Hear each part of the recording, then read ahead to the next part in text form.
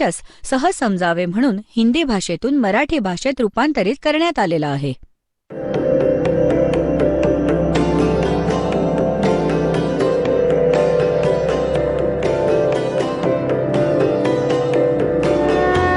और ज्ञान सब ज्ञानडी कबीर ज्ञान सो ज्ञान और जैसे घोड़ा तोब कायम करता चले मैदान. जगद्गुरु तत्वदर्शी संत रामपालजी महाराजांचे अमृत वचन सर्व पवित्र धर्मांच्या व पवित्र शास्त्रांच्या आधारावर. आणि त्यांनी ते ज्ञान सांगितलं होतं जे वेद आणि गीता पुराणात जे आपले गुरु धर्मगुरु आचार्य शंकराचार्य मंडलेश्वर जे संस्कृत भाषेचे विद्वान मानले जायचे ते नाही समजू शकले आपल्या सद्ग्रंथांना. आणि ते परमात्म्याने 600 वर्षांपूर्वी सांगितलं होतं की ब्रह्मा विष्णू महेशांचा मृत्यू होतो, ते अविनाशी नाहीत. यांची माता दुर्गा आहे, यांचा पिता काळ आहे, ज्योती स्वरूपी निरंजन हा क्षरपुरुष आहे. पण त्यावेळी आपल्यापर्यंत हे ज्ञान नाही पोचू दिलं गेलं आणि त्याला दाबून टाकण्यात आलं. कबीर साहेबांना बदनाम केलं गेलं. तो धाणक होता, विणकर होता, त्याला काय माहीत सद्ग्रंथांविषयी. आता पुण्यात्म्यांनो, परमात्मा कच्ची कामं नाही करत, समर्थ असतात. जर त्यावेळी भगवान नसते आले तर आज आपण कसं ओळखलं असतं की भगवान कसा असतो. त्यावेळी जी लीला कबीर परमेश्वराने केली आणि वेद सांगतात की अशी लीला भगवान करतो आणि त्यांच्यासारखी लीला आजपर्यंत ज्यांना आपण भगवान मानत होतो त्यांच्या इतिहासात त्यांच्या चरित्रामध्ये नाहीये. तर जे वेद सांगतात परमात्म्याची डेफिनेशन आणि वेद सांगतात परमात्म्याचा महिमा, आणि तो जर कोणाच्या लीलेत मिळतो तर who is God? He is God. तर कोण आहे तो परमात्मा? तोच आहे परमात्मा जे वेदांनुसार ज्ञान आहे आणि वेदांनुसार त्याचा महिमा आहे की तो कशी लीला करतो, कसा येतो आणि कुठे राहतो आणि कसं स्वरूप आहे त्याचं, साकार आहे वा निराकार आहे. आजपर्यंत जितके पण पंथ आहेत, धर्म आहेत आणि सगळे परमात्मा निराकार असल्याचे सांगतात. त्याला काही आकार नाही, तो शरीरविहीन आहे, त्याचं कोणतं शरीर नाहीये, तो तर सर्वव्यापी आहे. आणि आपल्या सगळ्या धर्मांचे सद्ग्रंथ सांगतात की तो परमात्मा तर नर आकार आहे, मनुष्य सदृश्य आहे, सशरीर आहे, त्याचं नाव कबीर आहे. आणि वर आपल्या निजस्थानात वरच्या लोकात सतलोकात तो एक खूप मोठ्या घुमटात विराजमान आहे आणि तिथे त्याच्या डोक्यावर साज आहे, मुकुट आहे आणि वर छत्र आहे त्या परमात्म्याचे. हे तर आपले सद्ग्रंथ सांगतात. आणि ज्या महापुरुषांना परमात्मा भेटले ते प्रत्यक्षदर्शी संत सांगतात. आता जसं परमात्म्याविषयी आपण कसं ओळखायचं की परमात्मा कोण आहे? प्रथम तर आपली जी थिअरी आहे, आपला सिद्धांत आहे, आपले ग्रंथ आहेत, वेद आहेत, गीता आहे, पुराण आहे, कुराण आणि बायबल आहे, त्यांच्यामध्ये जो भगवानाचा महिमा गायला गेला आहे तो परमात्म्याविषयी सांगितला आहे. आणि जे परमात्म्यामध्ये ते गुण पूर्ण आहेत तर तो परमात्मा आहे. ही तर आपली थिअरी झाली. आणि मग ज्यांना साक्षात्कार झाला भगवानाचा, ज्यांना भगवान भेटला, त्या महापुरुषांनी पुन्हा मग आपले ॲफिडेव्हिट दिले आहेत आपल्या अमृतवाणीमध्ये. कोणाकोणाला भेटले? आदरणीय धर्मदास साहेबजींना परमात्मा येऊन भेटले. ऋग्वेद मंडल नंबर 9 आणि सूक्त नंबर 86 86च्या मंत्र 26 आणि 27 मध्ये. ऋग्वेद मंडल नंबर 9 सूक्त 82 मंत्र 1, 2, 3 मध्ये. ऋग्वेद मंडल नंबर 9 सूक्त 96च्या 96च्या मंत्र 16 पासून 20 मध्ये. ऋग्वेद मंडल नंबर 9 सूक्त 20 मंत्र 1 मध्ये. ऋग्वेद मंडल नंबर 9 सूक्त 54 मंत्र 3 मध्ये. ऋग्वेद मंडल नंबर 9 सूक्त 94 मंत्र 1 मध्ये. ऋग्वेद मंडल नंबर 9 सूक्त 95 मंत्र 2 मध्ये. ऋग्वेद मंडल नंबर 9 सूक्त 67 आणि मंत्र नंबर 26 मध्ये, ऋग्वेद मंडल नंबर 9 आणि सूक्त 1 मंत्र 8 आणि 9 मध्ये ह्यांच्यामध्ये काय वर्णन आहे? एक सगळ्यांचं सामूहिक सांगतोय दास. तुम्हाला दाखवलं तर अनेक वेळा आहे आणि रात्री कधी वेळ साथ देईल तर हे पुन्हा दाखवू. ह्याच्यात वर्णन आहे की तो पूर्ण परमात्मा, सगळ्यांचा सर्व उत्पादक म्हणजे सगळ्यांचा जनक, सर्व ब्रह्मांडांचा रचनाकार, वरच्या लोकात सतलोकात तिथे राहतो. एक उंच अशा स्थानावर, एक खूप मोठ्या घुमटामध्ये. तिथे दिसायला तो राजासारखा आहे. जसं राजाच्या डोक्यावर मुकुट असतो त्याच्यात खूप छान झलक असते. आणि सिंहासनावर विराजमान आहे. तख्त, तख्त म्हणजे सिंहासन.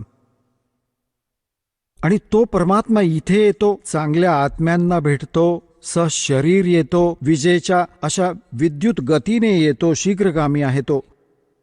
1 सेकंदात इथे येतो आणि चांगल्या आत्म्यांना भेटतो, त्यांना तत्वज्ञानाशी ओळख करून देतो.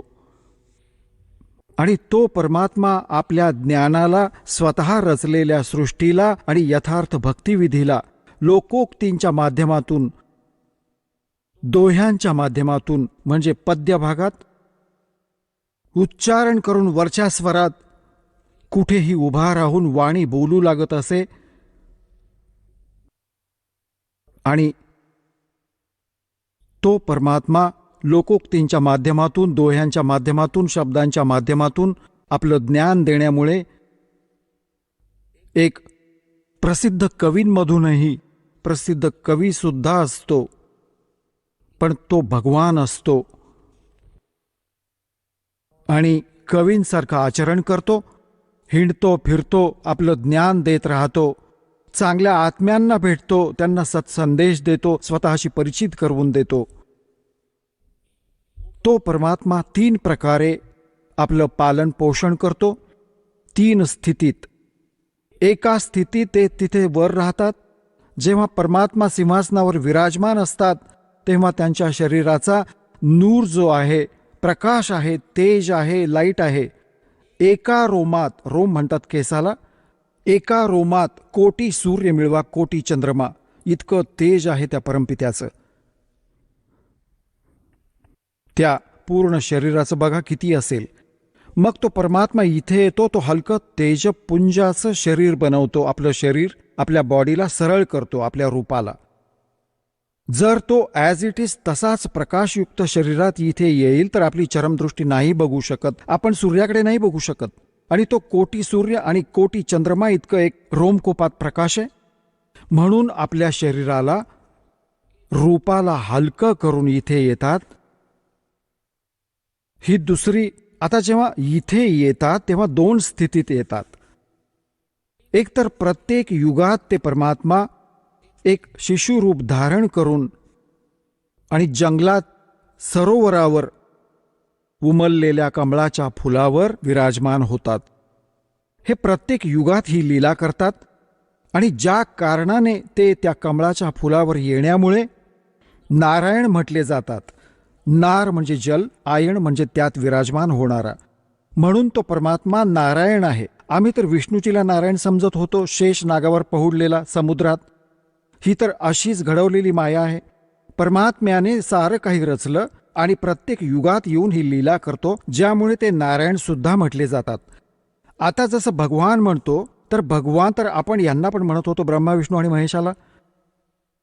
ते आपल्या स्तरावरचे भगवान आहेत. जेवढी त्यांची, जशी तुम्हाला डेफिनेशन सांगितली आहे की एक मंत्री पण साहेब म्हटला जातो, DC पण साहेब म्हटला जातो, आणि मुख्यमंत्री पण साहेब म्हटला जातो, पंतप्रधान आणि राष्ट्रपतीची पण साहेब म्हटले जातात.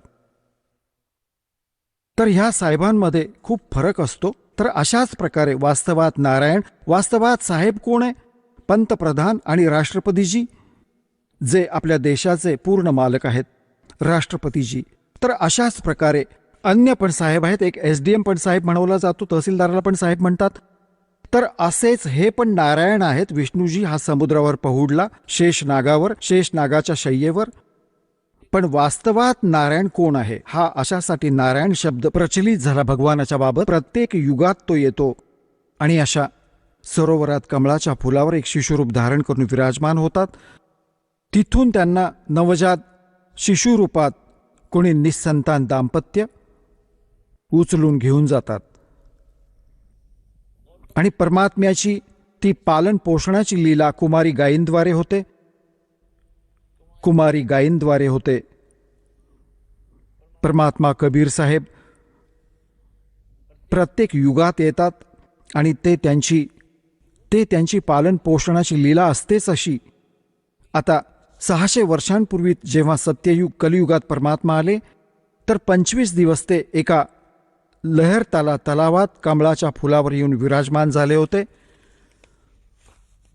तिथून निरुनिमा नावाचे एक विणकर घेऊन गेले होते धाणक, आणि त्याने 25 दिवसांपर्यंत ना दूध प्याले ना अन्न घेतले. 25 दिवसांच्या वयात जेव्हा परमात्मा लीला करत होते तर त्यावेळी ते खूप चिंतित झाले. तर मग परमात्म्याने एक लीला केली होती आणि तो कबीर सागरामध्ये विद्यमान आहे. 600 वर्षांपूर्वी धर्मदासांनी लिहिलेली की एक कुमारी गाय आणली गेली होती, तिने दूध दिलं होतं आणि भगवान कबीर साहेबांनी तेव्हा तो आहार घेतला होता. कुमारी गाय त्या गायीने परमात्मा मोठा होईपर्यंत कुमारी गाय दूध देत होती, भगवान पीत होते. ती कधी गर्भवती झाली नाही. तर ही लीला भगवानाची त्या चरित्रात लिहिलेली आहे 600 वर्षांपूर्वी कबीर सागरामध्ये. रात्री दाखवू, आत्ता तर दूरपर्यंत दिसणार नाही. तर तेच परमात्मा, तेच वेद सांगतात. ऋग्वेद मंडल नंबर 9 आणि सूक्त नंबर 1 मंत्र 9 मध्ये स्पष्ट केलंय की तो परमात्मा जेव्हा शिशुरूप धारण करून इथे लीला करतो तर त्याच्या पालन पोषणाची लीला कुमारी गायींद्वारे होते. तर who is God? Kabir is God. Who Kabir? Who is Kabir? वो धानक रूप रहा करतार फाई सुत. आता त्या महापुरुषांनी ज्यांना भगवान भेटला त्यांच्यापैकी कोण कोण आहेत तुम्हाला दाखवतो. आदरणीय धरमदास साहेबजी बांधवगडवाले, त्यांना भगवान भेटले. आदरणीय मलुकदास साहेबजी,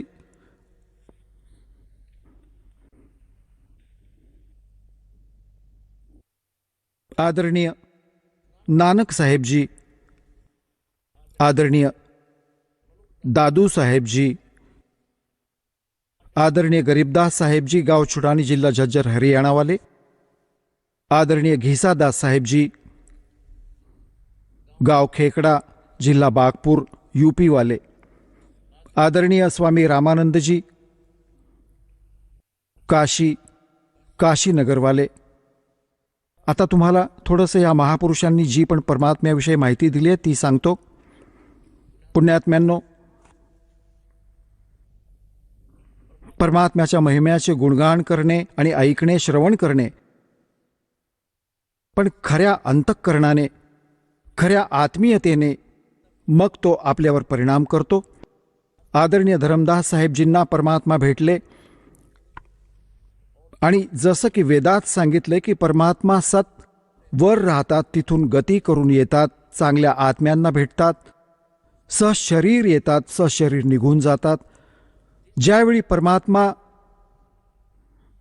धरमदासजींच्या सोबत खूप वर्ष राहिले आणि जेव्हा निघून गेले सतलोकात, मग त्यांच्या जाण्यानंतर जी व्याकुळता त्यांना उत्पन्न झाली, धरमदासजींनी परमात्म्याविषयी काय म्हटले? आज मोहे दर्शन दियो जी कबीर, आज मोहे दर्शन दियो जी कबीर. सतलोक से चल कर आए, सतलोक से चल कर आए, काटन जम की जंजीर, आज मोहे दर्शन दियो जी कबीर, आज मोहे दर्शन दियो जी कबीर. थारे दर्शन से मारे पाप कटत है थारे दर्शन से मारे, पाप कटत है निर्मल होवे जी शरीर, आज मोहे दर्शन दियो जी कबीर, आज मोहे दर्शन दियो जी कबीर। अमृत भोजन मारे सतगुरु जी में, अमृत भोजन मारे सतगुरु जी में, शब्द दूध की खीर, आज मोहे दर्शन दियो जी कबीर, आज मोहे। हिंदू के तुम देव कहाए, हिंदू के तुम देव कहाए, मुसलमान के पीर, आज मोहे दर्शन दियो जी कबीर, आज मोहे दर्शन दियो जी कबीर। दोनों दीन का झगड़ा छिड़ गया, दोनों दीन का झगड़ा छिड़ गया, टोहे ना पाए शरीर, आज मोहे दर्शन दियो जी कबीर, आज मोहे। धर्मदास की अर्ज गुसाई, धर्मदास की अर्ज गुसाई, खेवा लंगाइयो पर ले तीर, आज मोहे दर्शन दियो जी कबीर, आज मोहे दर्शन दियो जी कबीर। धरमदासजींनी काय सांगितलं की सतलोकातून चालून आले. काटन जम की जंजीरी। गरीबदास साहेबजी म्हणतात, सतगुरु आए दया करी, ऐसे दीन दयाले, बंदी छोड़ वृत्तास कहा, जठर अग्नि प्रतिपाले। अजब नगर में ले गए हमको सतगुरु आने। परमात्मा गरीबदास साहेबजी म्हणतात, गावछोडानी जिल्हा झज्जरवाले, अजब नगर में, त्या अद्भुत सतलोकात जे भगवान जिथे राहतात, अजब नगर में ले गए हमको सतगुरु आने। येऊन घेऊन गेले सतलोकात आणि पुन्हा आणून सोडलं. जल के बिंब अगाध गती वहां सूते चादर ताणे। गीता अध्याय नंबर 18 श्लोक नंबर 62 मध्ये म्हटले की, अर्जुन तू सर्व भावाने त्या परमेश्वराला शरण जा, त्याच्या कृपेने तू परम शांतीला आणि सनातन परम धामाला प्राप्त होशील. इथे गरीबदासजी काय म्हणतात, अजब नगर में ले गए हमको सतगुरु आने। इथे येऊन घेऊन गेले. जल के बिंब अगाध गती वहां सूते चादर ताणे। चादर ओढून झोपणे एक वाक्प्रचार आहे, आपल्या इथे देशी स्थानिक भाषेतला लिहिलेला आहे. ते सांगतायत की कसा चादर ओढून झोपलास, जसं कोणी पहुडलेलं असतं, झोपलेलं असतं, की कसे चादर ओढून झोपलास, काम झालं तुझं पूर्ण, म्हणजे काही काम नाही राहिलं तुला. निश्चिंत होऊन झोपणं, चादर ओढून झोपणं, की तिथे जाऊन मला परमसुख मिळालं. अजब नगर में ले गए हमको परमेश्वर आने। आकर जल के बिंब अगाध गती वहां सूते चादर ताणे। म्हणजे पूर्ण निश्चिंत होऊन तिथे ऐटीत झोपलो. तिथे काही दुःख नाही, काही चिंता नाही, काही जन्म मरण नाही, काही रोग नाही, कोणत्याही प्रकारचा अभाव नाही. भगवानाची झलक नेहमी आपल्या डोळ्यांसमोर असते. अनंत कोट ब्रह्मांड का एक रति नहीं भारे। सतगुरु पुरुष कबीर हैं वो कुल के सिरजनहारे। आता काय सांगत आहेत, गैबी ख्याल विशाल सतगुरु अचल दिगंबर थीर हैं। भक्ति हेत काया धर आए अवगत सत कबीर हैं। हरदम खोज हनोज हाजिर त्रिवेणी के तीर हैं। दास गरीब तबीब सतगुरु बंदी छोड़ कबीर हैं। हम सुल्तानी नानक तारे दादू को उपदेश दिया, जात दुलाहा भेद न पाया वो काशी माहे कबीर हुआ। सब पदवी के मूल हैं ये सकल सिद्धि हैं तीरे, दास गरीब सतपुरुष बजो वो अवगत कला कबीर। जिंदा जोगी जगत गुरु ये मालिक मुर्शिद पीरे, दहु दीन झगड़ा मंड्या पाया नहीं शरीर। एक मलुकदास नावाचे महापुरुष झाले. खूप मोठे शेतकरी होते, अरोरा जातीतले होते. परमात्मा त्यांना भेटले. थोडीशी झलक ऐकवतो, कारण की वेदांनी सांगितले की तो परमात्मा चांगल्या आत्म्यांना भेटतो जे दृढभक्त असतात. मलुकदास नावाचे चांगले आत्मा होते, शेतकरी होते, खत्री अरोरा जातीतले होते. पण पुण्यात्मा तर पुण्यात्माचा असतो. तर परमात्मा काय लीला करतो, आधी कुठेही कोणत्याही क्षेत्रात यायचे. जसं दास सांगत होता, भगवान 3 प्रकारे आपलं पालन पोषण करतो. एक तर तिथे स्थिर शरीरात राहतात, तेजोमय शरीरात, सतलोकात. दुसरं ते शिशुरूप धारण करून प्रत्येक युगात एकच लीला करतात अशी. आणि मग अन्य जे शरीर धारण करून कोणा साधू संतांच्या रूपात कुठेही कोणाकडेही तिथे प्रकट होतात. आणि पूर्वी तर असं कम्युनिकेशन नसायचं आपसात.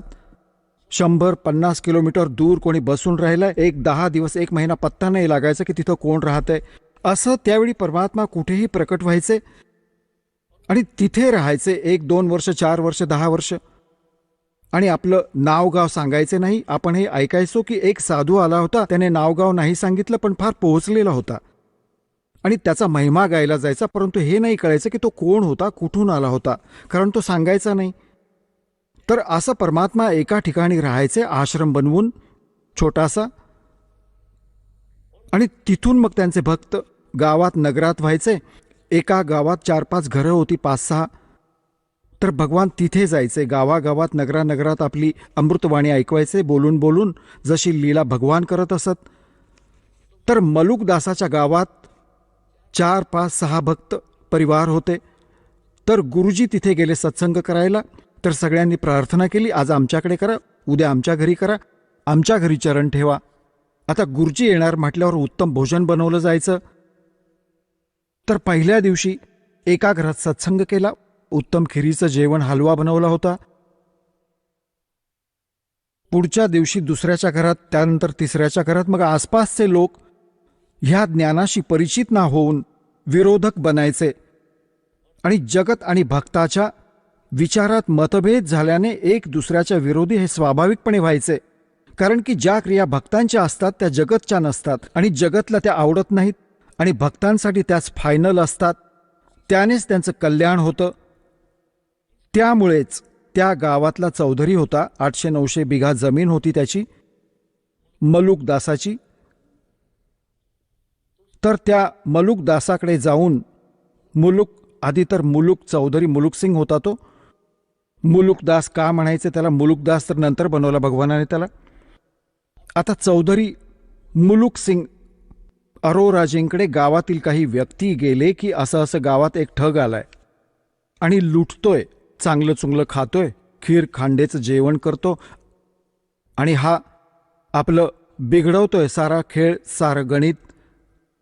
आणि ब्रह्मा विष्णू महेशाबद्दल तो काहीही खोटं नाटं बोलतो. अरोराजी पण कृष्णजींचे पुजारी होते, मुलुकदासजी. तर मुलुकदासांनी विचार केला, बुद्धिमान व्यक्ती असतात ते आपल्या स्तरावरून काम करतात, भगवानाला घाबरणारे असतात. त्यांनी विचार केला की बाबा ठीक आहे, मी बघतो, आधी व्हेरीफाय करेन आणि मग ॲक्शन घेऊ. आता नेहमीच तो सकाळी फिरायला जात असायचा. ज्या रस्त्याने तो जात असायचा त्याच्याच बाजूला कोणा भक्ताचं घर होतं. त्याच्यात पण त्या दिवशी हलवा बनत होता. हलव्याचा सुगंध पसरला होता दूरपर्यंत. तर त्याने बघितलं, अरे काय होतंय बाबा. मलुकसिंगने बघितलं, डोकावून, काय करतोयस तू, आज कोणत्या खुशीत हलवा बनवतोयस. त्यांनी सांगितलं, चौधरी साहेब, हलवा तर यासाठी बनवतोय, आमचे गुरुजी आलेत आणि या तुम्ही पण खा आणि सत्संग झालाय, आमचे गुरुजी आलेत म्हणून बनवलंय. तर त्याने बघितलं की हा आहे तो गुरुजी. बघितलं म्हणे, हो. म्हणू लागला, किती दिवस झाले तुझे गुरुजी येऊन. अहो आज 4था दिवस आहे. कुठे आहेत तुझे गुरुजी, की ते बसलेत समोर. मुलुकदास चौधरी साहेब गेला तिथे. म्हणू लागला, अरे ठगा, तू करून का नाही खात? का जगाला फसवतोस? ह्या गरिबांचं लागल्यास तू शोषण करण्यामध्ये. आपलं करून खात जा स्वतः. तर परमात्मा म्हणाले, चौधरी साहेब, मला तर भगवान न करताच देतोय, तर मला काय गरज आहे करण्याची? आता परमात्म्यासमोर त्यांच्या वाणीत जोर होता. मग मुलुकदासाने विचार केला की बाबा संत आहे, भक्त आहेत, जास्त नडण्यात अर्थ नाही ह्याच्याशी. चला, याने जे म्हटलं ते म्हटलं. तर त्याने विचारपूर्वक विचारलं की एक गोष्ट सांगा महाराजजी, हा भगवान मला का नाही देत न करता? परमात्मा म्हणाले की तुझा विश्वास नाहीये, तुझ्याकडे ती भक्ती नाहीये ज्यात भगवान न करता पण देतो. आता त्याला भक्ती वगैरे इतकं समजलं नाही. तो म्हणू लागला की एक अट आहे. मुलुकदास म्हणाले की बोल. कबीर साहेब म्हणाले काय? की आज मी काहीही न खाता घरातून निघालोय आणि संध्याकाळपर्यंत जर तुझ्या भगवानाने मला जेवण नाही दिलं न करता, जेवण दिलं मी न बनवताही मी अशा जागी जाईन, तर मी तुझा शिष्य बनेन जेवण दिलं तर. आणि नाही जेवण मला दिलं तर तुला माझ्या शेतात मजुरी करायला लावीन. मंजूर आहे? परमात्मा म्हणाले मंजूर आहे. आता तो निघून गेला. त्याची शेती होती पूर्वेला आणि जाऊन पोचला पश्चिमेला. गाव नगरापासून दूर दुसऱ्याच्या क्षेत्रात. पूर्वी जंगलं खूप असायची. आणि तिथे जाऊन एका वृक्षावर चढून बसला की आता बघतो मला इथे कसं कोण जेवण आणून देईल. तिथपर्यंत तर कोणी जाऊ नाही शकत. आता तिथे काय झालं की हे मेंढपाळ असतात की ही मेंढ्या बकरेवाले, त्यांचा काही सण होता. ते म्हणू लागले की बाबा एक खीर बनवा. तांदूळ घरून आणले होते त्यांनी. तर त्यांनी त्याच वृक्षाच्या खाली दगडाची बनवून चूल, माती खोदून आणि तिथे बनवलं. लाकडं रचून खीर बनवायला चालू केलं. एक दोन गायी होत्या, त्यांचं दूध काढलं आणि ते बकऱ्या चारणारे दूर गेले की आम्ही येतो तोपर्यंत तुम्ही तयार करा. तोपर्यंत त्याच्या बाजूने एक रस्ता जात होता आणि त्या रस्त्यापासून बरंच दूर काही घोड्यांच्या टापांचा आवाज ऐकू आला आणि धूळ उडालेली दिसली त्या खीर बनवणाऱ्यांना. त्यांना तर माहीत असायचं, जंगलात त्यांना माहीत असायचं की कोणी डाकू येत आहेत. त्यांना माहीत होतं की रस्ता पण हाच आहे. ते बनत असलेली खीर बीर सोडून पळून गेले आपल्या मित्रांकडे. आता जसे ते डाकू तिथे येऊन थांबले, त्यांनी बघितलं की बाबा काय बनतं याच्यात. सगळे खाली उतरले. तर त्यांच्यातल्या एका डाकूने जाऊन बघितलं की त्याचं झाकण काढून बघितलं की ह्यात खीर बनते. त्यांना भूक लागली होती डाकूंना. म्हणू लागले आधी खीर खाऊया, थांबूया. त्यांच्यात एक समंजस होता. तो म्हणू लागला की कदाचित आपल्याशी दगाफटका होईल, कोणी ह्याच्यात विष टाकलं असेल तर. आधी टेस्ट करायला हवं, टेस्ट करा मग खाऊया.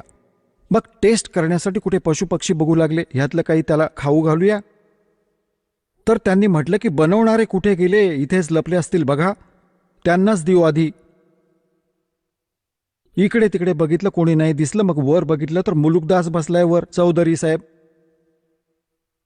त्यांना वाटलं की हाच आहे वर लपलाय घाबरून. त्यांनी म्हटलं डाकूंनी, ये बाबा खाली आहे. आता त्याने विचार केला. जोपर्यंत त्याचं लक्ष नव्हतं की हे कोण आहेत, तोपर्यंत डोळे मिटून बसला होता की झाडात कोणी बघायला नको मला. तर तो म्हणाला की मी नाही येणार खाली, मी खाली नाही येणार आज. तर मग त्यांनी बघितलं की ह्याला मारा गोळी, हरामजादा का नाही येत. मग त्याने बघितलं की बाबा गोळी बंदूक वगैरे घेऊन आलेत. मग म्हणाला मारू नका, मी खाली उतरतो. तो खाली आला. एका भांड्यात खीर काढून थंड करून म्हणाली ही खा. तो म्हणाला मी अजिबात खीर नाही खाणार, कारण प्रतिज्ञा केली शिष्य बनावं लागेल चौधरी साहेबाला. आणि त्यांना पक्क वाटलं की ह्याने काही ना काही मिसळलंय ह्या नालायकाने, पक्का चोर आहे. तो खिरीला नकार देत होता. त्याला 2 जोडे हाणले, लाथ मारली, खा बसून. त्याने थोडी घेतली होती, आणखी ओतली की अजून खा, लवकर कळेल, जास्त खाशील तर लवकर कळेल ह्याचं. 1 तास तिथे बसवून ठेवलं. मग त्याने सगळी कहाणी सांगितली जी मी ह्यासाठी खात नाहीये, मारू नका मला. माझी एका संतासोबत पैज होती आज, तो सफल झाला, मी हरलो. डाकू म्हणाले पळ तू इथून. आता मारला त्याला एक जोडात तर धूम ठोकली त्याने सरळ. आता जेव्हा त्याच्यावर संकट आलं तेव्हा डाकूंमध्ये येऊन अडकलास आणि यांना आता कोण विचारणार, ते तर तुलाच गोळी मारतील. तेव्हा आठवण काढली त्याचीच. हे त्या गुरुचं नाव तर माहीत नव्हतं, गाववाल्यांची नावं माहिती होती, गाववाल्यांची, की हे धन्नाचे गुरुजी, आज माझा जीव वाचवा, मी तुमचा पक्का शिष्य बनेन. जीव तर वाचवणार होताच परमात्मा. मग पक्का निश्चय केला की आज जीव वाचला तर जाऊन चरण स्पर्श करेन त्या महापुरुषाचे. मग तिथून पळाला तो फुल स्पीडने. परमात्म्याच्या चरणाशी येऊन लोळण घेऊन रडू लागला. परमात्मा म्हणाले, सांग बाबा, भगवानाने सेवा केली काही? म्हणाला, तुमचा भगवान मारून मारून खीर खाऊ घालतो आणि मी तुमचा शिष्य, तुम्ही माझे गुरुजी, माझा जीव वाचवला तुम्ही. तर तेव्हा त्या मुलुकदासने काय म्हटलं, जेव्हा सगळ्या ज्ञानाशी परिचित झाला आणि सतलोकात घेऊन गेले भगवान आणि परत सोडलं त्या प्रिय आत्म्याला. जपो रे मन साहेब नाम कबीर, जपो रे मन परमेश्वर नाम कबीर. एक समय गुरु बंसी बजाई कालंदरी के तीर, एक समय गुरु बंसी बजाई कालंदरी के तीर. सुर नर मुनि जन थक गए थे, वो रुक गया दरिया नीर. जपो रे मन साहेब नाम कबीर, जपो रे मन परमेश्वर नाम कबीर. काशी तज गुरु मगहर पहुंचे दोनों दीन के पीर. काशी तज गुरु मगहर आए दोनों दीन के पीर. कोई गड्ढे कोई अग्न जरावे, ढूंढा ना पाया शरीर. जपो रे मन साहेब नाम कबीर, जपो रे मन. कोई गड्ढे कोई अग्न जरावे, नेक न धरते धीर. कोई गड्ढे कोई अग्न जरावे, नेक न धरते धीर. चार दाग से सतगुरु न्यारे, अजर अमर शरीर. जपो रे मन साहेब नाम कबीर. चार दाग से सतगुरु न्यारे, अजरो अमर शरीर. दास मलूक सलूक कहते हैं, खोजो खसम कबीर. जपो रे मन साहेब नाम कबीर. आता पुण्यात्म्यांनो, वेद सांगतात परमात्मा अशी लीला करतो. प्रत्यक्षदर्शी ते महापुरुष सांगतात की जो काशीमध्ये धाणक रूपात आला होता तो परमात्मा, तो पूर्ण परमात्मा आहे, जो सचखंडात पाहिला. आणि मग जेव्हा इथे पाहिला तेव्हा त्यांचा महिमा गायला. आदरणीय नानक साहेबजींना परमात्मा बेई नदी सुलतानपूर शहराच्या बाजूने वाहायची, जिथे नानकजी एका नबाबाकडे नोकरी करायचे आणि सकाळी सकाळी स्नान करण्यासाठी जात असत. तिथे परमात्मा भेटले एका संत महात्मा साधूच्या रूपात. त्यांना अनेक वेळा, दोनदा भेटले. दुसऱ्या वेळी त्यांना अंतर्धान केलं. नदीत बुडण्याचं निमित्त करून शरीराला ठेवलं तिथे प्रवाहाच्या विरुद्ध दिशेला 2-3 किलोमीटर दूर जंगलात सुरक्षित. आणि परमात्मा त्या आत्म्याला घेऊन गेले सचखंडात. तिथून मग त्यांना परत सोडलं तिसऱ्या दिवशी. त्याच दिवशी प्रथम यात्रा त्यांनी काशीची केली. परमात्म्याने म्हटलं होतं की मी बनारसमध्ये राहतोय, कबीर माझं नाव आहे आणि विणकारी माझं काम आहे. आता नानक साहेबजींनी भगवानाला तिथे पाहिलं. मग त्यांना हा विश्वास नाही झाला की परमात्मा धाणक विणकर कसा असू शकतो. तर जेव्हा त्यांनी काशीत येऊन भगवानाला पाहिलं त्या विणकर रूपात, होय होय, तेव्हा ते काय म्हणाले, एक स्वान दुई स्वानी, नाल भलके भोकाई सदा बियार, और कूड़ छुरा मुठा मुर्दार, ये धाणक रूप रहा करतार. गुरु ग्रंथ साहिबच्या पान नंबर 24 वर ही वाणी अंकित आहे आणि नानक साहेबांची महिला पहिलाची वाणी आहे. मैं पथ की बिंदने करने की कार, ओ बिगड़ रूप रहा विकराल, तेरा एक नाम तारे संसार, मैं एहो आस एहे आधार. की हा काळ तर विकराळ आहे, हे तर बिघडलेलं रूप आहे, इथलं वाईट हाल केलेत ह्याने, आणि मला तुमच्या त्या सतनामाची आस आहे, त्याचाच मला आधार आहे, आणि तुमचं हे सतनाम साऱ्या विश्वाला पार करून देईल. तेरा एक नाम तारे संसार, मैं एहो आस ये हो आधार, मुख निंदा आख्या दिन रात, पर घर जो ही नीच मनाथ, काम क्रोध मन तन वसै चंडाल, ये धानक रूप रहा करतार. फाई सूरत मुलुक की वेश, ओए होए, फाई सूरत मुलुक की वेश, ए ठगवाडा ठगी देश, खरा सियाणा पोता बार, ये धानक रूप रहा करतार. परमात्म्याला काशीमध्ये बघितलं जेव्हा नानक साहेबजींनी, कि ये ठगवाडा ठगी देश. प्रेमाने म्हणत आहेत, हे ठग, हा बसलाय भगवान स्वतः, जो मी सचखंडात बघितला जसाच्या तसा. धानक रूप रहा करतार, लोगो धानक रूप रहा करतार. मग सांगितलं होतं की 731 पानावर सांगितलंय की नीच जात अंधला चुंदला, नीच जात परदेशी मेरा, खिल आवे तिल जावे. एका सेकंदात इथे आणि एका सेकंदात वर आढळतो. हरता की संगत नानक रेंदा, कैसे मुंडा पावे.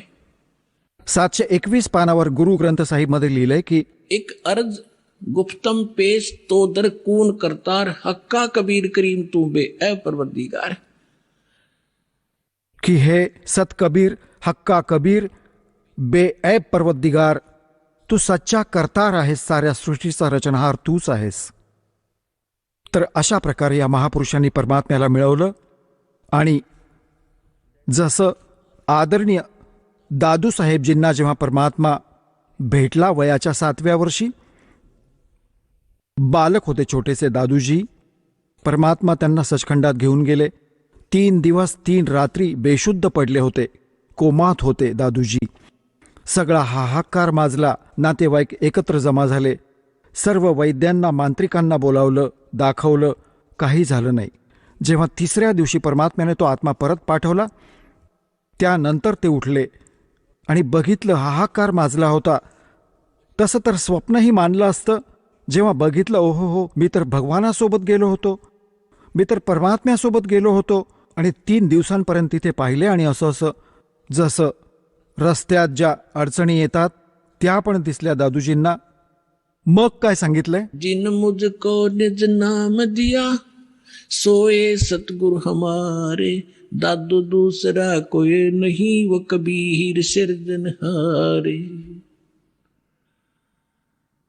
आता आदरणीय रामानंदजींना परमात्मा असे घेऊन गेले होते, सचखंडात नेले. ते जास्त विद्वान समजत होते, संस्कृत भाषा चांगली जाणायचे, ब्राह्मण कुळात जन्म होता.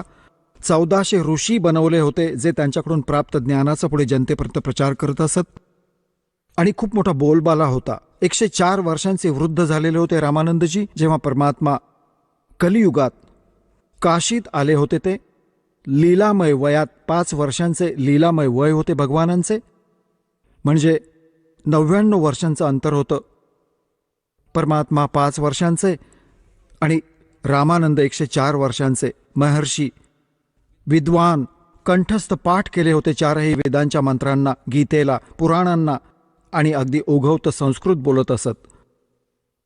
जेव्हा परमात्म्याने त्यांच्या आपल्या ज्ञानाशी त्यांच्या ज्ञानाला तोललं, और ज्ञान सब ज्ञानड़ी, कबीर ज्ञान सो ज्ञाने, जैसे गोला तोब का बाई करता चले मैदाने.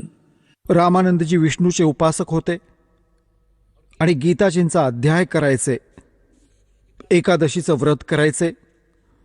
परमात्म्याने एकच प्रश्न केला होता की कोण ब्रह्माचा पिता आहे, कोण विष्णूची माता, शंकराचे आजोबा कोण, पंडितजी तुम्ही सांगा. आता रामानंदजी या गोष्टीवर हसले की बालका काय बोलतोयस तू, हे तर अजरामर आहेत, सर्वेश्वर आहेत, महेश्वर आहेत, स्वयंभू आहेत. विष्णूजी स्वतः मालक आहेत, सर्व ब्रह्मांडांचे रचनाकार आहेत, त्यांचे कोणी माता पिता नाहीत. परमात्मा म्हणाले की देवी भागवत वाचून बघा 3ऱ्या स्कंदात.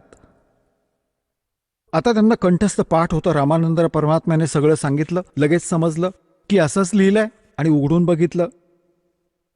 मग शिवपुराणात सांगितलं की रुद्र संहिता काढा, 5 पासून 9 अध्यायात त्यांना पाठ होतं, काढायची गरजच नव्हती की हा. तर हे श्री विष्णूजींची उत्पत्ती काळरूपी ब्रह्मातून, ज्याला तुम्ही सदाशिव म्हणता, आणि दुर्गा जिला तुम्ही शिवा म्हणता, ती ही दुर्गा आहे. आता हे सार काही समजून रामानंदजी ज्ञानात तर झाले फेल. मग त्यांनी विचार केला की मी अभ्यास करतो, समाधीस्थ होतो, आत समाधी लावतो. तेव्हा परमात्मा म्हणाले मी समाधी लावतो आणि खूप दूरवर बघून येतो, वरच्या दृश्याला. परमात्मा म्हणाले की समाधी लावा. जशी त्यांनी समाधी लावली, अभ्यास होता, पुढे पोचले अगदी शेवटी. कारण की हे जे शरीर आहे ते ह्या ब्रह्मांडाच्या आत ह्याचा सारा नकाशा आहे ब्रह्मांडाचा. आणि सूक्ष्म शरीर जी समाधी लागते ह्यातून निघून वर बाहेर निघून जातो. आणि त्याच्या आत मग खूप लांबी होते त्याची, ब्रह्मांडाला डोकं जाऊन लागतं. आणि ह्याची थोडी झलक कधी बघायची असेल, सकाळी वा संध्याकाळच्या वेळी किंवा सूर्याकडे पाठ करून आपल्या शरीराच्या छातीवर सावलीवर बघा 1-2 मिनिटं, एकटक. आणि मग त्याला समोर बघा, वर खालपासून तुमच्या सूक्ष्म शरीराची एक झलक दिसेल, एवढी मोठी, आकाशापर्यंत डोकं लागलेलं दिसेल तुम्हाला. ती इतकी मोठी बनते, ज्याला विराट पण म्हणतात. मात्र या फंदात तुम्ही कधी पडू नका, कारण हे ज्ञान समजण्यासाठी तुम्हाला ही हिंट दिली जाते. तर जेव्हा पुढे ते पोचले, आता त्रिकुटीवर जाऊन त्रिवेणीवर जिथे 3 रस्ते होतात, त्रिवेणीवर जाऊन म्हणतात, योग युग प्राणायाम कर जीत्या सकल शरीर, और त्रिवेणी के घाट पे हुआ अटक रहे बलबीर. आता परमात्मा 5 वर्षाच्या वयात त्यांना स्पष्ट दिसत आहे वर बसलेले. तिथे जाऊन उभे राहिले एक स्वामीजी. पुढे पण जायचं होतं की हो मी इथपर्यंत येत असतो. आता पुढे कसं जाणार, कुठे जाणार आता माहीत नाही, कुठे जाईन. ही ओझी उचलायची सवय जडली त्यांना. बस वर पाहिलं, थोडं नजारे झाले पार. परमात्मा म्हणाले हे 3 रस्ते आहेत, मी सांगतो. हा रस्ता तुमचा मृत्यूनंतर उघडेल. त्यावेळी तुम्ही जाल धर्मराजाच्या लोकात. तिथे जसा तुमचा ज्या इष्टरूपात साधना ज्याची केली आहे त्याच्या लोकात पाठवले जाल. आणि मग जेव्हा तुम्ही विष्णूचे उपासक आहात, विष्णू लोकात जाल. विष्णू आणि विष्णूजी नाशवंत आहेत, त्यांचा जन्ममृत्यू होतो. तुम्ही देवी भागवत वाचलेत, देवी पुराणात. आणि जर विष्णूजी नाशवंत आहेत तर तुम्ही स्थायी कसे व्हाल. 18व्या अध्यायाच्या 62व्या श्लोकात गीतेत लिहिलंय की त्या परमेश्वराला शरण जा ज्याच्या कृपेनेच तू शाश्वत स्थानाला प्राप्त होशील, परमशांतीला प्राप्त होशील. गीताध्याय नंबर 15च्या श्लोक नंबर 4 मध्ये म्हटले की तत्वदर्शी संताच्या प्राप्तीनंतर तत्वज्ञानाने त्या अज्ञानरूपी शस्त्राने कापून त्याच्यानंतर परमेश्वराच्या त्या परमपदाचा शोध घेतला पाहिजे, जिथे गेल्यानंतर साधक परतून कधी संसारात नाही येत. तुम्ही विष्णूजींचे पुजारी आहात. रामानंदजी म्हणत होते की विष्णूजी म्हणजे श्रीकृष्णजी विष्णू आहेत आणि श्रीकृष्णजीनेच गीता सांगितली, ज्ञान गीतेचं दिलं. परमात्मा म्हणाले तुमची गोष्ट खरी मानूया. तुम्ही मानता श्रीकृष्णजीच विष्णू आणि विष्णूजींनी हे श्रीकृष्णजीने गीतेचं ज्ञान दिलं. आणि तुम्ही ज्याला अजरामर म्हणता, गीता अध्याय नंबर 4च्या श्लोक नंबर 5 आणि 9 मध्ये, गीता अध्याय नंबर 2च्या श्लोक नंबर 12 मध्ये, गीता अध्याय नंबर 10च्या श्लोक नंबर 2 मध्ये, हे तुमचा गीता ज्ञानदाता म्हणतोय की अर्जुन तुझे आणि माझे खूप जन्म झाले, तू नाही जाणत, मी जाणतो. मग काय खाक वाचलं तुम्ही. इथे परमात्मा म्हणत असत, मोती मुक्ता दर्शत नाही, ये जग है सब अंदरे, दिखत के तो नैन चश्म इनको फिरा मोतिया बंदरे. दिसतात विद्वान गच्छामी गच्छामी करून. असं वाटतं मोठ्या साऱ्या सद्ग्रंथांना जाणलं असेल आणि कखही माहिती नाही. विष्णूजींचे पुजारी आहात आणि अजरामर म्हणता. तो स्वतः म्हणतोय माझा जन्म मृत्यू होतो आणि तो म्हणतो त्या परमेश्वराला शरण जा, स्वतःपेक्षा अन्याला शरण जायला सांगतोय. तो कोण परमात्मा आहे. फ्यूज झाले लालाजी पंडितजी, बसले तोंड पाडून त्रिवेणीवर. परमात्म्याने सांगितलं हा समोरचा जो रस्ता आहे हे ब्रह्मरंध्र आहे, तो तुमच्या कोणत्याही मंत्राने जपाने उघडणार नाही, ना राधे राधे म्हणल्याने, ना ओम नमो शिवाने, ना ओम भगवते वासुदेवने, आणि ना तुमच्या सहस्त्र नामाने. माझ्याकडे आहे तो मंत्र सतनाम, ज्यात 2 अक्षर आहेत. त्या सतनामाचा मी जप करीन, हा समोरचा उघडेल आणि तुम्ही करून बघा. त्याने सगळे करून बघितले, तो कुठे उघडतोय? परमात्मा म्हणाले, मी म्हणू माझा मंत्र? जो मी, ज्या मंत्रामध्ये आमच्यामध्ये जी शक्ती आहे, मी तो मंत्र देतो, किती ताकदवान आहे. परमात्म्याने सुमरण केले, समोरचा रस्ता असा पटकन उघडला की ये माझ्याबरोबर. जेव्हा वर घेऊन गेले, काळाचा लोक दाखवला, ज्याला तुम्ही निराकार म्हणता, तो हा बसलाय तुमचा, हा ब्रह्मा विष्णू महेशाचा पिता. मग 11वं द्वार पार करून त्या अक्षर पुरुषाच्या लोकात, 7 शंख ब्रह्मांडात प्रवेश झाला. मग त्याला पार करून 12वं द्वार पार करून सतलोकात गेले. आता जास्त वेळ न घेता तिथे दाखवून परमात्म्याने बघितलं, सिंहासनावर बसलेला तोच 5 वर्षाचा बालक, अनंत कोट ब्रह्मांडाच्या सिंहासनावर. एवढं तेजोमय शरीर होतं त्याचं. 1 रोम कुपात कोटी सूर्य मिळवा कोटी चंद्रमा. आधी दुसऱ्या रूपात बसले होते, मग ते रूप अंतर्धान पावलं, बालकात प्रवेश झाला. बालक रूप तिथे विराजमान झालं आणि मग त्यांना सोडलं की जा तुम्ही. परत जशी ही समाधी त्यांची तुटली, डोळे उघडले, समोर भगवान बसलेत 5 वर्षाच्या बालकरूपात, खाली बसलेले आणि वर पण बघून आले. मग म्हणाले होते, बोलत रामानंद जी, सुनो कबीर करतार, गरीबदास सब रूप में तू ही बोलनहार. 2 ठोड़ है एक तू और भया 1 से 2, और गरीबदास हम कारणे तुम आए हो मग.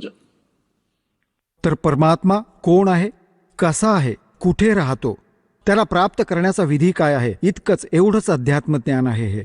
आणि हे सिद्ध करण्यासाठी हु इज गॉड, कोण आहे परमात्मा आणि कसा आहे, त्याचं स्वरूप काय आहे, कुठं राहतो आणि त्याला मिळवण्याचा विधी काय आहे, हे 3 तर तुम्हाला सांगितले. की कोण आहे भगवान, काय लीला करतो भगवान, कसा आहे परमात्मा, कुठे राहतो भगवान आणि कसा भेटतो, हे येणाऱ्या सत्संगात सांगेन. बोलो सतगुरुदेव.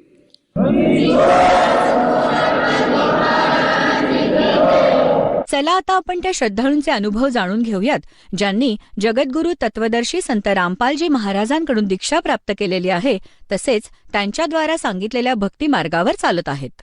नमस्कार. सतसाहेब, आपलं नाव? माझं नाव ज्ञानेश्वर आनंदराव काटकर दास. आपण कुठून आलात?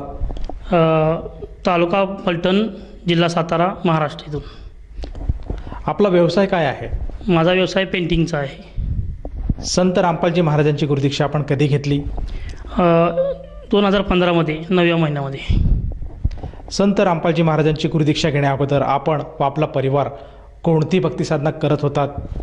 संत रामपालजी महाराजांच्या गुरुदीक्षा घ्यायच्या अगोदर मी हिंदू धर्माप्रमाणे मी बरेच देवी देवतांची भक्ती करायचो. प्रथमतः म्हणजे आमचे गावाचे ग्रामदैवत आहे ते म्हणजे भैरवनाथाचं. ते भैरवनाथाची रोज जाऊन भक्ती करायचो. रोज म्हणजे सकाळी उठल्या उठल्या त्यांचं दर्शन घ्यायचो. त्याच्यानंतर गणपती वगैरे बसवायचो. दुर्गामातेचे दर्शन घ्यायचो. दुर्गामातेला 51 रुपयाचा हार घालायचो. दुर्गामातेची रोज पूजा करायचो. आणि आमच्या गावाच्या आजूबाजूला एक 4-5 देवी आहेत, जानूबाई, वाघजाई, वडजूबाई, यांची शुक्रवारी जाऊन त्यांचे दर्शन घेऊन यायचो. आणि भूतप्रेत करतात जे आपले म्हणजे देवऋषी असतात, त्यांच्याकडं दर शुक्रवारी जायचो मी. आणि आमच्या घरामध्ये जे गोट्या वगैरे ठेवले होते, वडीवडिलांनी म्हणजे आजोबांनी वगैरे आणले होते, त्यांनी ते गोटे घरात ठेवल्यामुळं त्यांच्याकडे जायचो मी. आणि दरवर्षी आमच्या घरामध्ये एक उपारटा कोंबडा म्हणून असतो, ते म्हणजे द्यायला लागायचं आमच्या घरामध्ये. तर ते देवऋषी सांगायचे तुमच्या घरामध्ये हा कोंबडा दरवर्षी कापायला लागतो म्हणून. तर असं हे आमचे सतत चालू होतं. त्याच्यानंतर अखंड हरिनाम सप्ताह आमच्या घरामध्ये 12 बसायचा. त्याच्यामध्ये आम्ही 9 दिवस सप्त्यामध्ये बी असायचो. आणि परत विठ्ठलाला पण जायचो आम्ही. विठ्ठल म्हणजे आमच्या इकडचं म्हणजे एक मोठं देवस्थान आहे. ते विठ्ठलाची भक्ती आम्ही रोज करायचो. म्हणजे हरिपाठाच्या ह्याच्यातून आम्ही ती भक्ती करायचो. सर, जसं आपण सांगत आहात की आपण पूर्वीपासूनच भक्तिमार्गात होतात आणि महाराष्ट्रामध्ये जी प्रचलित भक्ती साधना आहे, देवीदेवतांची पूजा करणे, तीर्थाला जाणे, उपवास करणे, या भक्ती साधना आपण करत होतात. तर असं असताना आपल्याला संत रामपालजी महाराजांचं जे ज्ञान आहे त्याबद्दल आपल्याला माहिती कशी मिळाली आणि आपण त्यांच्या शरणात कसे आलात? मी सद्गुरू रामपालजी महाराजांच्या चरणामध्ये म्हणजे भगतमती आणि माझी मिसेस त्यावेळेस ते दोघंजणी मित्र होते. ते दोघीजणी रोज एका एसटीतून ये जा करायचे. आणि ते असंच त्यांनी नामदीक्षा घेतली होती, आम्ही काय घेतली नव्हती. तर आम्ही फलटणमध्ये शिफ्ट झाल्यानंतर ते आमच्या घरी रोज यायचे असे. आल्यानंतर तुम्ही अशी साधना करा, तशी साधना करा सांगायचे. ते यायचे आणि म्हणायचे विठ्ठलाच्या बद्दल सांगायचे. म्हणजे विठ्ठल हा विष्णूचा अवतार आहे, त्यांच्या वरची कोणती ताकद आहे आणि तुम्ही विठ्ठलाचा ज्यावेळेस विष्णूची भक्ती करचाल त्यावेळेस तुम्हाला विठ्ठल लाभ देईल असं ते सांगायचे. मग ते पुरावे द्यायचे आम्हाला. म्हणजे ज्ञानगंगा पुस्तकामध्ये, जगण्याचा मार्ग पुस्तकामध्ये ते पुरावे द्यायचे. तर आम्ही म्हणायचो हे काहीतरीच घेऊन आलेत रोज आमच्यासमोर आणि हे काहीतरी सांगायला लागलेत. म्हणलं आम्ही ज्यावेळेस म्हणजे आम्हाला ज्यावेळेस गरज होती त्यावेळेस देव आमच्यापाशी नाही आला आणि आता कशाला येतं तुम्ही घेऊन येते आमच्याकडे, असं त्यांना भरपूर आम्ही बोलायचो आणि नकार द्यायचो. असं करत करत दोन महिने उठून गेले आणि परत आम्ही पुस्तक वाचलं. म्हणजे आमच्या भगतमतीने पुस्तक वाचलं तर ते म्हणायचे की अहो त्या पुस्तकामध्ये असं असं दिलेलं आहे की असे पुरावा दिलेत, म्हणजे असा वृक्ष दिला आहे, त्याची अशी जड कोण आहे, मूळ कोण आहे, असं सर्व दिलेलं आहे. मग ती बघायला लागलो तर ते म्हणायचे हे काय करायचं, हे कोणी बी असं बनवतं, असे गुरु भरपूर पुस्तकं बनवतात. आता दुनियात असं चाललं की एक भगवद्गीता आहे त्याचे 50 भगवद्गीता झाले असे. म्हणून ते आम्ही त्यांना म्हणजे नावं ठेवायचो की बाबा की तुम्ही आमच्या घरी येऊ नका, तुम्ही आम्हाला असं ज्ञान सांगू नका असं सांगायचो. कारण का आम्हाला असा विश्वास होता की म्हणजे देवावर तर विश्वास उडून गेला होता. कारण का जर तीन वर्षाला आमच्या घरात एक माणूस मरायचा, त्यामुळे आम्हाला काय एक म्हणजे असं 11-9 माणसं आमच्या घरात मेलेली होती. त्याच्यामुळे आम्हाला ह्या देवावरचा विश्वास उठून गेला आणि त्याच्यामुळं आम्हाला ह्यांना आम्ही भरपूर विरोध केला. गेले 6 महिने असा विरोध चालला होता त्यांचा माझा. आणि परत मी काय झालं असं हळूहळू त्यांचं जे प्रमाण आमच्या भगतमतीने रोज सांगायचे असे, अहो त्या पुस्तकामध्ये असं लिहिले, त्या पुस्तकामध्ये असं लिहिले. तर मी म्हणायचो की बरं लिहिले तर बाबा मग सांग मला. मग आम्ही ती वृक्ष काढला की जड कोण आहे, मूळ कोण आहे, डरा कोण आहे, ती सर्व सांगितलं त्याच्यामध्ये. सांगितल्यानंतर जरा थोडा विश्वास मला जरा आतून थोडा विश्वास वाटायला लागला. मग ते आमच्या भगतमतीने वाचलं आणि वाचत असं परत मी काय केलं, मी जबरदस्ती पुस्तक थोडं वाचायला लागलो. आणि ते पुस्तक असं वाटायला की जसं उघडं वाचत जायचं तसं एक पान आम्ही वाचत गेलो. आणि सर्व प्रमाणासहित पूर्ण असं भगवद्गीते 4 वेद, 18 पुराण, बायबल, कुराण शरीफ याचं सर्व प्रमाणासहित त्या पुस्तकामध्ये दिलं होतं. मग आम्ही निश्चय केला की विठ्ठल जर विष्णूचा अवतार आहे, मग आपण जेव्हा विष्णूची भक्ती करेल तेव्हा विठ्ठल लाभ देईल आपल्याला, हे आमच्या डोक्यात यायला लागलं. आणि आम्हाला काय माहीत नव्हतं की ब्रह्मा विष्णूच्या वरती कोणती ताकद आहे हे काय आम्हाला माहीत नव्हतं. मग त्याच्यामुळे ते प्रमाण दिलं होतं सर्व. म्हणजे आम्ही खोटं बोलायचं म्हणजे ते खोटं बोललं असेल तर प्रमाण दिलं आहे, असं बी नाही की बाबा की ते खोटं बोलते. मग असं करत आम्ही अजून परत 2 महिने थांबलो. आणि एक दिवशी असंच सर्व पुस्तक वाचून झाल्यानंतर, सर्व विश्वास पटल्यानंतर भगतजी आहेत आमच्या फलटणचे, त्यांना म्हणलं आम्हाला नामदीक्षा घ्यायची आहे. नामदीक्षा घ्यायला आम्ही गाडीत बसायला गेलो तर ते गाडीपाशी गेलो ना, आमच्या नवरा बायकोच्या दोघांची भांडणं लागली गाडीपाशी गेल्यानंतर. मग तिथून सुद्धा आम्ही भांडणं झाल्यामुळे आम्ही रागाच्या भारामध्ये आम्ही तिथून माघारी आलो, पण नामदीक्षा घ्यायला गेलो नाही. मग ती ताकद अशी होती की आम्हाला तिथपर्यंत पोहोचवून देत नव्हती. असं आम्हाला 2 वेळा त्या गाडीत बसायला गेलो आणि 2 वेळा आम्हाला माघारी आलो आम्ही. मग परत असं काय करायचं म्हणून बरेच दिवस असे गेले. परत 2 महिन्यांना आम्ही परत निश्चय केला की आम्ही जायचं म्हणून नामदीक्षा घ्यायला. तर नामदीक्षा घ्यायला मग गाडीत बसलो. गाडीत बसल्यानंतर तरी पण आम्हाला एवढा त्रास व्हायला गाडीत बसल्यानंतर की असं की कोण पाठीमागं येऊन धरतंय की कोण काय करतंय असं म्हणजे शरीरामध्ये हे व्हायला लागलं. तिथं गेल्यानंतर ते तिथला माहोल बघितला आम्ही. सर्व भगतजी म्हणजे एक दुसऱ्यांना बघता असे सतसाहेब असे म्हणायचे. तर आम्हाला हे सतसाहेब म्हणजे काय आम्हाला नवीन म्हणजे अनोखंच होतं, आम्हाला काय माहीत नव्हतं याच्याबद्दल. तर ते प्रत्येक जणांना एकमेकांना म्हणजे खुशाला विचारायचे, कसं चाललंय, बरं चाललंय का, असं चाललंय, परमात्माची भक्ती कशी चालली हे आम्हाला म्हणजे आम्ही नुसतं तोंडाकडे त्यांच्या बघत बसायचो. आणि आम्ही नामदीक्षा घ्यायला गेलो तर ते असं झालं की आतून काहीतरी मला असं ओढता येत असं. म्हणजे त्या भगतजी मला समजवायला गेले की असं हे नियम आहे, ते नियम आहे. तर सांगायला गेल्यानंतर ते असं ते ओढायचं असं, म्हणजे जाम करायचं असं, म्हणजे पूर्ण शरीर माझं जाम केलं. तरी पण म्हटलं नाही, म्हणलं आपल्याला जे म्हणजे असं उभं राहिलं तरी पायाखालची माती सरकल्यासारखं वाटायचं की असं आपण कुठं असं हवेतच फिरतोय काय. तर ज्यावेळेस मी नामदीक्षा गेलो नामदीक्षा घेतली त्यावेळेस असं वाटलं की काहीतरी आपल्या डोक्यावर एवढं मोठं वजन आहे ना, ते एकदम नाहीसं जायसारखं. आणि म्हणजे एवढं म्हणजे असं झालं की म्हणजे पूर्ण असं शरीर ओलं झाल्यासारखं आणि बाहेर आल्यानंतर असं श्वास असा सुटल्यासारखा एकदम असं पूर्ण शरीर एकदम स्तब्ध झालं असं. नामदीक्षा अशा पद्धतीनं आम्ही नामदीक्षा घेतली. सर, जसं तुम्ही सांगत आहात की संत रामपालजी महाराजांचं जे ज्ञानगंगा पुस्तक आहे त्याचं आपण अध्ययन केलं, परंतु आपला विश्वास संत रामपालजी महाराजांच्या भक्तीवर टिकत नव्हता आणि अशी कोणती तरी शक्ती होती की जी आपल्याला संत रामपालजी महाराजांच्या नामदीक्षेपासून दूर लोटत होती. परंतु त्या शक्तीच्या प्रभावावर आपण विजय मिळवला आणि संत रामपालजी महाराजांची नामदीक्षा अखेर आपण घेतली. तर जेव्हा आपण संत रामपालजी महाराजांची नामदीक्षा घेतली त्यानंतर आपल्याला व आपल्या परिवाराला काय काय लाभ प्राप्त झालेत? सद्गुरू रामपालजी महाराजांची मी जेव्हा भक्ती घेतली त्यावेळेस त्याच गाडीतून मी पुण्यावरून फलटणपर्यंत येईपर्यंत म्हणजे असं झालं की पूर्ण जी माझ्या म्हणजे मला ज्या पितरांनी किंवा ज्या भूतांनी मला जे आवळून धरलं होतं तर ते पूर्ण सुटकारा याच्यातून मला भेटला. हा पहिला लाभ झाला. आणि दुसरी गोष्ट म्हणजे आध्यात्मिक लाभ मला भेटला आणि मोक्षप्राप्तीचा. आणि घरी आल्यानंतर आमच्या घरातला जे म्हणजे माझ्या मिसेसचा आणि माझा रोज वाद चालायचा. रोज भांडणं असायची. त्याच्यातून मुक्ती मला भेटली आणि एकदम सुखानं आणि चांगला संसार चालू झाला. आणि हळूहळू नंतर काय झालं म्हणजे जे मी दारू प्यायचो किंवा सिगारेट ओढायचो, ते माणिकचंद मुलचंद वगैरे खायचो, तर ह्याच्यातून मला मुक्ती भेटली. जशी व्यसन माझं पूर्ण सुटलं त्याच्यापासून. म्हणजे जे पैसे देऊन आम्ही नशा सोडवायला गेलतो त्याच्यातून आम्हाला ते व्यसन सुटलं नाही. ते सद्गुरू रामपालजी महाराजांच्या चरणात येऊन आमचं व्यसन सुटलं. आणि दुसरी गोष्ट म्हणजे दुसरा लाभ म्हणजे आम्ही पुण्यामध्ये गेलो होतो. तर संध्याकाळी आम्ही भोजन वगैरे केलं आणि सद्गुरू रामपालजी महाराजांना म्हणजे दंडवत प्रणाम करून आम्ही आपलं निघालो होतो. आणि एक सिग्नलवरती आम्ही थांबल्यानंतर मला अचानक एकदम चक्कर आली. चक्कर आल्यानंतर असं झालं की मी सतनामाचा जाप करतो. त्यावेळेस मला सतनाम भेटून मला 9 महिने झाले ते. आणि असं रस्त्यावरची सिग्नललाच मी पडलो खाली. पडल्यानंतर काय झालं की चक्कर आलं, मला काय कळलंच नाही. अर्धा तास मी असंच सतनामाचा जाप करत करत रस्त्यावरती पडलो. सद्गुरू रामपालजी महाराजांनी त्यावेळेस मी मला वाचवलं तिथून. असं म्हणजे पूर्ण म्हणजे संपलेली गोष्ट पूर्ण मला जीवदान दिलं आहे तिथं.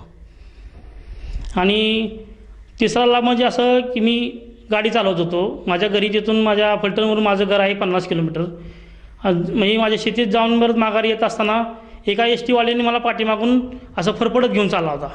सद्गुरू रामपालजी महाराजांनी त्या पाठीमागच्या गाडीवाल्याला पुढं पाठवून ती एस टी थांबवली आणि पाठीमाग सांगितलं की तू अरे पाठीमाग बघा ती तुम्हाला तुमच्या गाडीला एक माणूस अडकला आहे म्हणून. तर ते गाडी थांबवल्यानंतर माझे जीवदान मला भेटले. नंतर मी ते जर थोडं पुढे जात होते तर मी संपत होतो. त्यावेळेस सद्गुरू रामपालजी महाराज चरणात आल्यापासून हा एक मोठा लाभ मला घेतलेला आहे. सर, जसं तुम्ही सांगत आहात की संत रामपालजी महाराजांच्या शरणात आल्यानंतर आपल्याला व आपल्या परिवाराला बरेचसे लाभ प्राप्त झालेत. तर या अनुषंगाने आपण आपले जे मित्रपरिवार आहेत आणि जे आपले सहकारी आहेत त्याचप्रमाणे जो भगत समुदाय आज आपल्याला टी व्हीच्या माध्यमातून बघत आहेत त्यांना आपण विशेष काय संदेश द्याल? मी संदेश देऊ शकत नाही, पण त्यांना हात जोडून प्रार्थना आहे की तुम्ही सद्गुरू रामपालजी महाराजांच्या चरणात या आणि आपलं म्हणजे पूर्ण लाभ घ्या आणि पूर्ण आयुष्य जे आहे ते पूर्ण स्वच्छ करून घ्या. सर, जसं तुम्ही सांगत आहात की संत रामपालजी महाराजांच्या शरणात आल्यानंतर साधकाला बरेचसे लाभ प्राप्त होतात.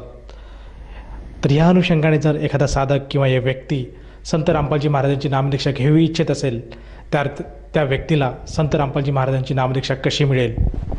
म्हणजे ज्यांना कुणाला नामदीक्षा घ्यायची असेल किंवा कुणाला समजा गुरुजीच्या चरणात यायचं असेल त्यांना जे टी व्ही चॅनल आहेत म्हणजे विविध प्रकारचे टी व्ही चॅनल आहेत त्याच्यावरती खाली एक पट्टी येते. पट्टीवरती नंबर दिलेले आहेत.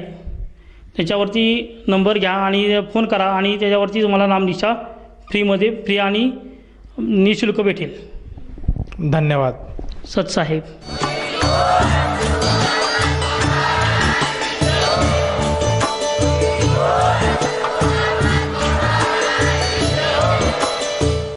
आपण ऐकत होता जगद्गुरु तत्वदर्शी संत रामपालजी महाराजांचे मंगल प्रवचन.